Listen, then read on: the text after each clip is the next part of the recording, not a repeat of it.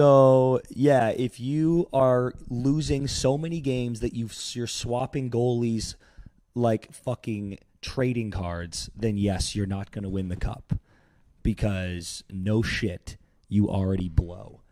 And you fucking put in 3 different goalies.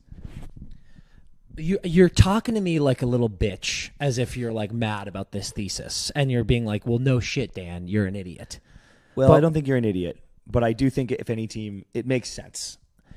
Okay, but my point is teams like fans, like Oilers fans, the last couple of years, this is going on, and they're being like this, we're still going to win. And I'm like, no, you're not. Yeah, you don't because have the you goalie don't play. have the goalie to get it done. Yep.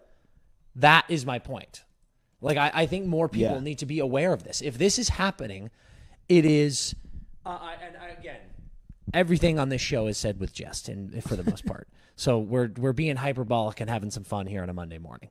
But if I'm a Sabres fan, Chris, my point being, I am very nervous now. Yeah. Because if I'm a Sabres fan with this knowledge of the past, you've got to look at this and be, because this is not said with jest.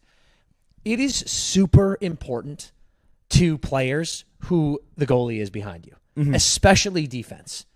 It is so important to know who's behind you, how they play, what their mental state is, how confident they are, and it changes the way you play as a defenseman.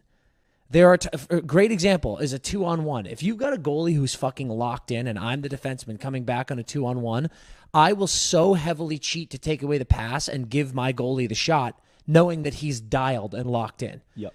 If you're a defenseman in that situation and you have a goalie who just got yanked and you've got a cold goalie in net now, you're thinking about that. No question about it. 100%. So it's like it's huge to know who's in the cage behind you. Dude, or go on. No, that's all it is. I actually wonder if this will change soon, or not change, but like there might be examples to combat this thesis.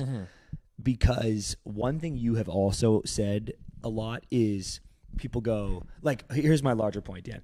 The Sabres of the world are going, we aren't going to win the cup. Or we might not win the cup because, God, we've been questioned. Like, who do I start? UPL, Lion.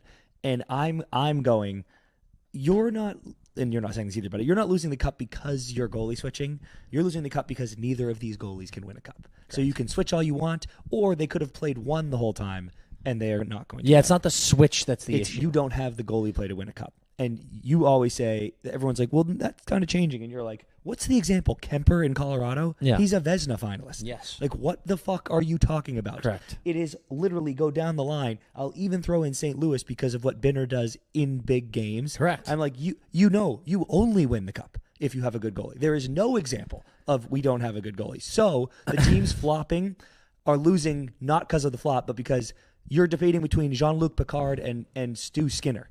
You were dead no matter what. You could have started